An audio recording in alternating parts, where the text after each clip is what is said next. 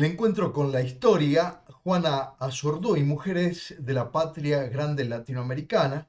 Un saludo fraternal a todos los seguidores del encuentro con la historia, profesores, alumnos, seguidores, G&G. Bueno, muchísimas gracias. Comenzamos con un ciclo de Mujeres de la Patria Grande Latinoamericana. La figura de Juana Azurduy, una de las más grandes revolucionarias que tuvo la Patria Grande. Y comenzamos con las placas. Vamos a tener dos presentaciones con respecto a Juana Azurduy. Hoy vemos una parte. Vamos a plantear el problema de por qué la historia, prácticamente los historiógrafos escriben sobre hombres, no sobre mujeres. Bueno, las mujeres han tenido un papel clave en la historia de la humanidad, así que nosotros vamos a comenzar a tener ciclos de mujeres de la patria grande. Perfecto. En cuanto hay un texto de la Universidad Nacional de Lanús, en esta oportunidad nos convoca la vida de Juana Azurduy como protagonista de las luchas revolucionarias. En muy pocas circunstancias ha sido presentada durante nuestros recorridos pedagógicos. Una de las causas radica en que la historia mundial latinoamericana y argentina es una historia escrita por hombres.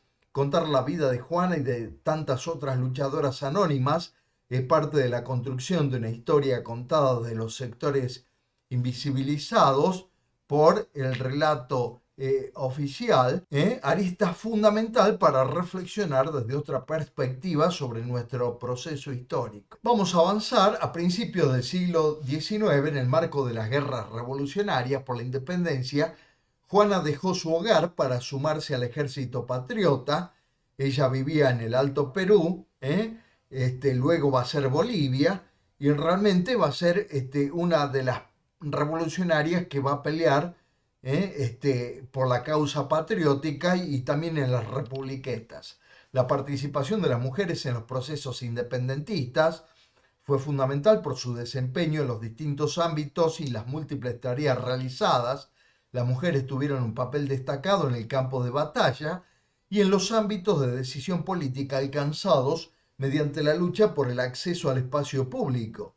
Sin embargo, los relatos históricos no mencionan dicha participación en la construcción de la nación. En las luchas independentistas, muchas mujeres pusieron en práctica sus capacidades hasta el momento coartadas por la estructura colonial imperante. El proceso revolucionario posibilitó el desarrollo de la lucha por la participación política. Se convirtieron en protagonistas como negociadoras políticas, mediadoras de conflicto, comandantes y dirigentes de batallas, combatientes, consejeras intelectuales, estrategas políticas y militares, propagandistas y también en roles otorgados por la sociedad de aquella época como cocineras, lavanderas y enfermeras.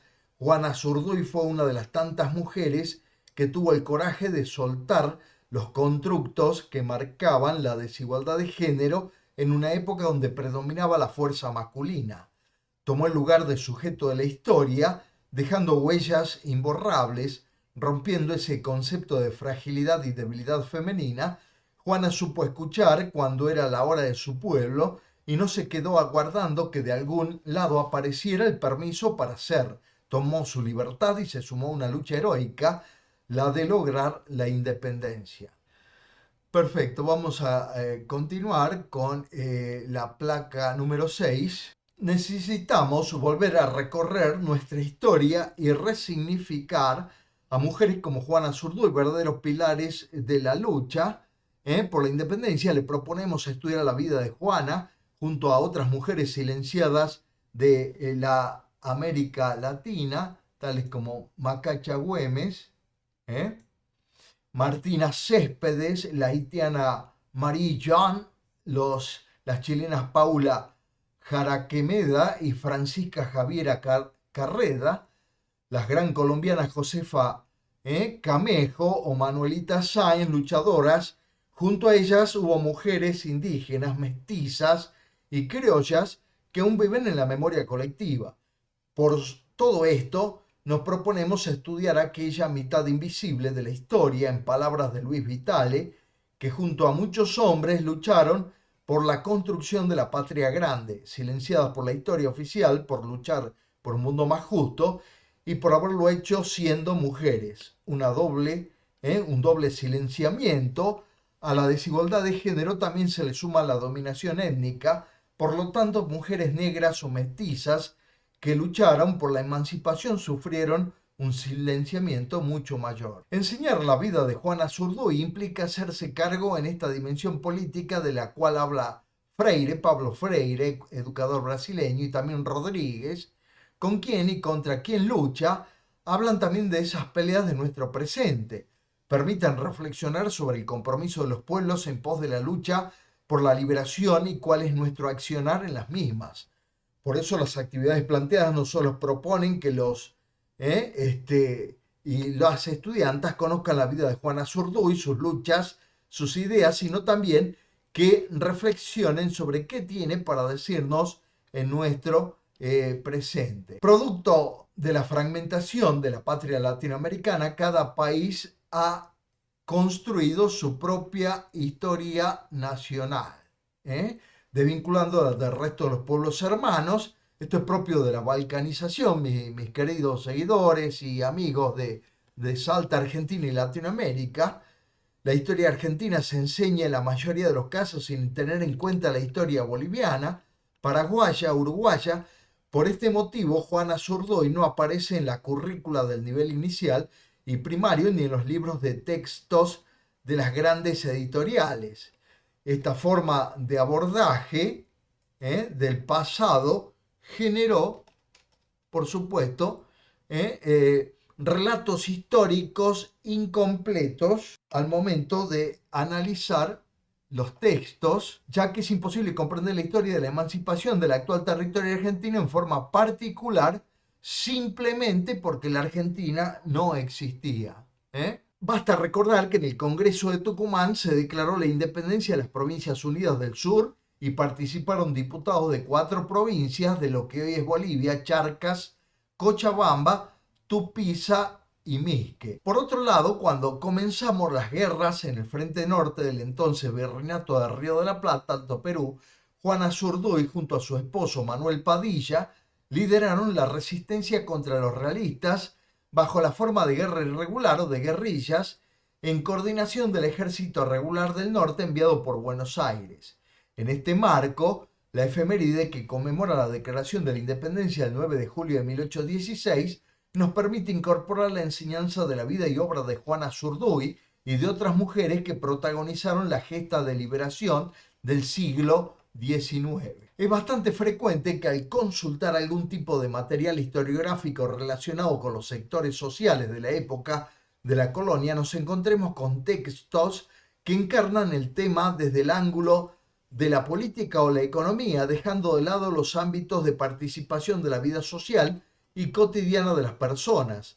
Por eso presentamos sintéticamente cuáles eran los grupos sociales de la época colonial para luego analizar el rol de la mujer en aquel contexto.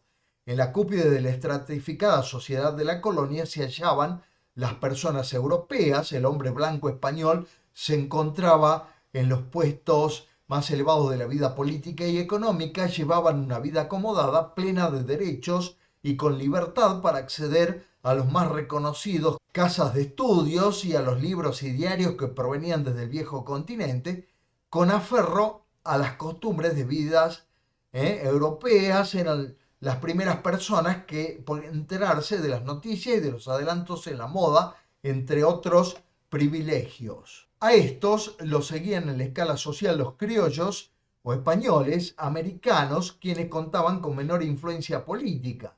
De descendencia española, pero nacidos en América, los criollos tenían acceso a la educación, aunque solo un escaso número de ellos llegó a ocupar cargos políticos con anterioridad a la Revolución de Mayo. Se destacaban en rubros profesionales o como comerciantes, siendo parte fundamental de los sectores burgueses de las grandes ciudades. Algunos vivían sumidos en la pobreza, desempeñándose como simples trabajadores o llevando adelante sus pequeñas industrias caseras, aunque la mayor parte vivía en extensas quintas o casas. Esta denominación fue aplicada en forma general a hijos e hijas de españoles, españolas, como también a personas mestizas, hijos e hijas de españoles con mujeres indígena. Bueno, vamos a seguir avanzando y ahora entramos en que en los estratos más bajos se encontraban las personas mestizas, zambos, indígenas y esclavizadas negras, las zambas indígenas y esclavizadas negras. Estas últimas realizaban tanto tareas de campo como domésticas, sin gozar de ningún tipo de libertad. La comida y la ropa les eran proporcionadas por sus amos. Las plantaciones de las provincias de Corrientes y Tucumán eran los principales puntos de explotación. Entre el 80 y el 90% de las personas esclavizadas negras que llegaban a estas tierras se desempeñaban en estos lugares. El resto permanecía en las ciudades, tratando de evitar el destino de la mayoría de sus coterráneos. Su arribo se produjo desde 3 sectores diferentes de África en distintas etapas. Primero llegaron desde África ecuatorial, luego lo hicieron desde el centro y finalmente desde el sur.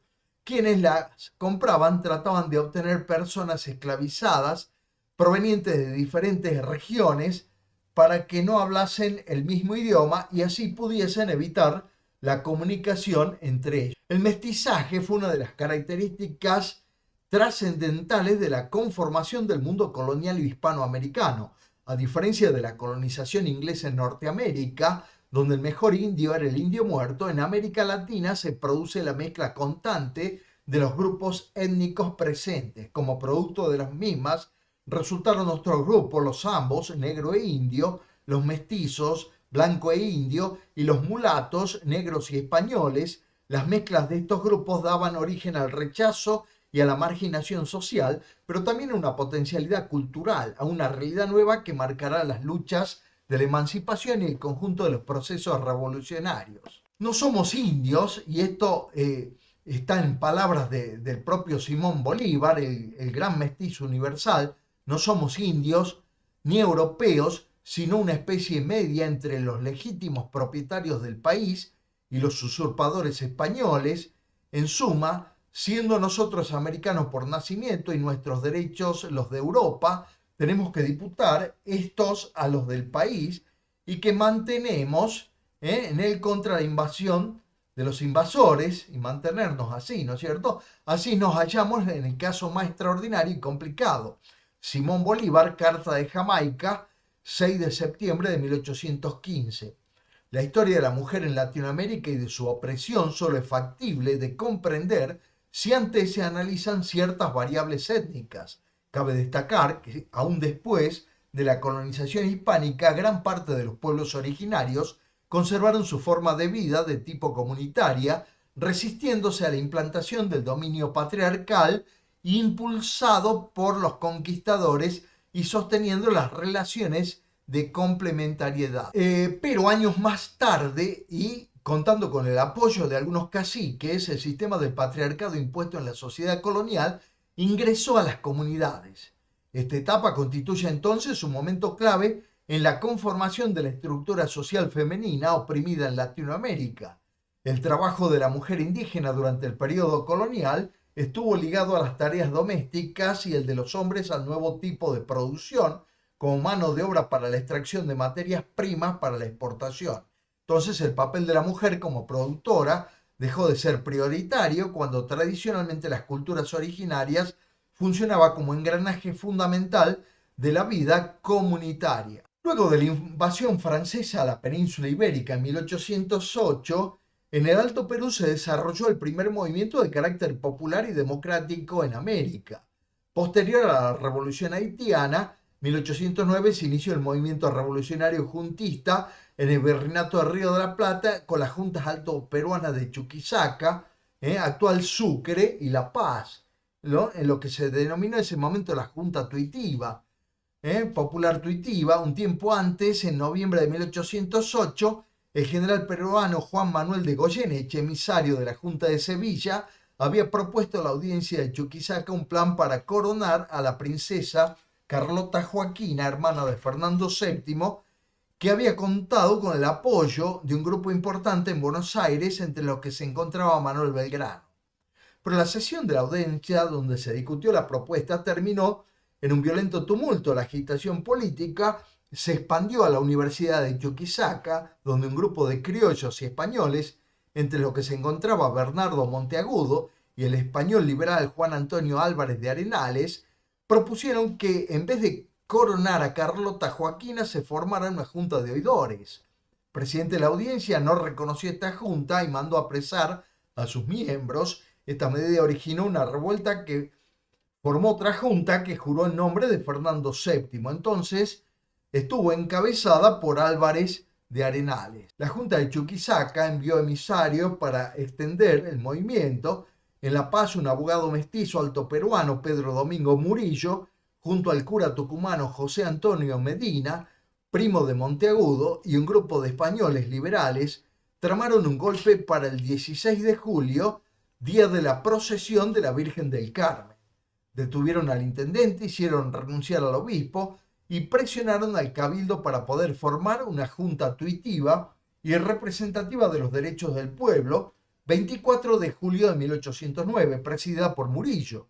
La junta convocó un Congreso Soberano de los Cabildos de América en la que se estipulaba que estuviesen representadas las personas indígenas. Perfectos, estimados amigos, seguidores de Salta, Argentina y Latinoamérica, la gran patria grande. Perfecto, la Junta de la Paz otorgó la libertad a las personas esclavizadas, eliminó los tributos de los pueblos indígenas y repartió tierras, en una suerte de reforma agraria, pero Murillo y los revolucionarios de la Paz fueron derrotados por las fuerzas realistas procedentes de Cusco al mando de José Manuel Goyeneche, octubre de 1809. Con el recuerdo aún cercano de las sublevaciones lideradas por Túpac Amaru, la represión fue feroz, las ejecuciones en masa se expandieron con rapidez. Murillo, antes de ser ahorcado, exclamó: "La tea que dejo encendida nadie la podrá apagar". En Chuquisaca también el movimiento fue reprimido por el mariscal Vicente Nieto, enviado desde Buenos Aires por el virrey Cisneros. Poco después de 1810, cuando se produjo la revolución en Buenos Aires, se instauró la primera junta. Castelli fue enviado a esta región por Mariano Moreno y se dedicó a convocar a los pueblos originarios a sumarse al movimiento insurgente, prometiéndoles el fin de la explotación. Luego de las derrotas patriotas de Vilcapugio y Ayohuma, se inició la Guerra de Republiquetas. Potosí, Chuquisaca, Oruro, La Paz, Cochabamba y Santa Cruz, mediante el método de guerra de guerrilla, contuvieron a los realistas en el Alto Perú por más de 15 años, 1810-1825. Uno de sus precursores fue el coronel Juan Antonio Álvarez, militar oriundo de España y defensor de la causa de quechuas y aymaras. En 1809 había recibido el pedido de la Junta de Chuquisaca para organizar la defensa del territorio.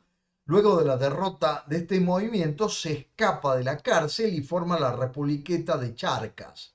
Otros líderes de las más de 100 montoneras del Alto Perú fueron Juan Azurduy y Manuel Padilla, cerca de Chuquisaca, actual Sucre, Ignacio Guarnes en Santa Cruz de la Sierra, el indígena José Vicente Camargo en Cinti y Miguel Betanzos en Puno. La presencia de la mujer en los ejércitos patriotas. Esto es algo fundamental que nosotros tenemos que ver, porque siempre hemos tenido la idea de que las mujeres no han intervenido activamente en estos ejércitos patriotas, pero eso es una falacia, intervinieron y activamente. A comienzos del siglo XIX, la mayor parte de las mujeres estaba abocada casi exclusivamente a realizar los quehaceres domésticos. Durante la guerra su labor se vio alterada porque a sus tareas cotidianas se les sumaron las que estaban a cargo de sus maridos y sus hijos varones, quienes se encontraban ausentes para formar parte del ejército. Las mujeres entonces tuvieron que duplicar sus esfuerzos para poder hacerse cargo de los asuntos del hogar y a la vez generar ingresos que les permitieran criar a sus hijos y mantener a sus familias. Los largos años de soledad que pasaban mientras sus maridos se encontraban batallando las llevaban a que asumieran sus responsabilidades y tomaran decisiones fundamentales dentro de su núcleo familiar. La circunstancia de soledad se dio tanto en las familias con bajos recursos, cuyos hombres eran reclutados como soldados, así como también en las familias más adineradas, en las cuales los hombres mayores eran oficiales o tenían cargos más elevados. El género femenino aportó su tiempo, trabajo y recursos a los batallones independentistas, preparando víveres, lavando ropa y cosiendo los uniformes del ejército. Quienes contaban con mayores recursos económicos donaron alhajas para la compra de armas y en muchos casos organizaron colectas con el mismo fin. Estaban además quienes actuaban como agentes de inteligencia al hacer circular noticias e inclusive mentiras con el objeto de engañar al enemigo, y también aquellas dedicadas al espionaje que pusieron en riesgo su vida en cada empresa para conseguir información y lograr algún beneficio para los ejércitos patriotas. Las nuevas circunstancias que ocasionaron los procesos independentistas dieron lugar a una mayor autonomía de las mujeres y a un aumento en su participación en distintas esferas que sobrepasó la estructura social y política establecida en la etapa colonial. Las mujeres tuvieron un papel protagónico en el campo de batalla durante las guerras emancipadoras. Indígenas, negras y mestizas contribuyeron junto al accionar de los hombres para alcanzar la independencia. Marcharon sobre los campos, acarreando los cañones y fusiles para defender su tierra y a sus hijos en la lucha contra el tutelaje europeo. Muchas de ellas tuvieron actuaciones dignas de mención al enfrentar a las tropas enemigas. Vestidas de hombre, en el marco de las invasiones inglesas a Buenos Aires, Martina Céspedes, nacida en 1762, fue una de las mujeres que sobresalió por su valentía. En 1807, junto con otras 4 mujeres, pudo apresar a numerosos ingleses que ingresaron en su propiedad. Por este hecho, Liniers le otorgó el grado de sargento mayor. Cesárea de la corte de Romero González, 1796-1865, mujer jujeña que combatió en el ejército de Güemes contra españoles y luego contra la hegemonía porteña. También se destacó durante las guerras de la independencia por su actuación en el campo de batalla. Bueno, y por hoy esta última placa, porque la semana que viene vamos a continuar con una segunda presentación. Hoy comenzamos ya desde lleno con la vida particular de Juana Zurduy, mujer y guerrera ilustre que ha perfumado con su virtud la revolución viviendo al impulso de sus ideales. José Luis Trenti Rocamora, el 12 de julio de 1780, por supuesto, nació Juana Zurduy, que uno de sus biógrafos, en Toroca, Potosí, en las cercanías de Chuquisaca, una de las ciudades más importantes del Alto Perú y del Virreinato del Río de la Plata. Creció en contacto con lo que sería uno de los centros neurálgicos del proceso revolucionario de la emancipación. Hija de padre español y madre indígena, recibió sus primeros años de educación en la parroquia de Santo Domingo. A los 7 años, Juana quedó huérfana y fue internada en el convento de Santa Teresa. Allí continuó sus estudios y organizó reuniones clandestinas relacionadas con la sublevación de Túpac Amaru. Mujer rebelde de su juventud, Juana no se amoldaba a los cánones de conducta de la vida monástica, por lo que fue expulsada y regresó a su casa. Acá dejamos, estimados amigos seguidores, G&G, amigos de Salta, de toda Argentina, de Córdoba, de toda América Latina, un abrazo fraternal y seguimos con esta presentación la semana que viene. Que Dios los bendiga, un gran abrazo y que tengamos un hermoso fin de semana. Muchísimas gracias.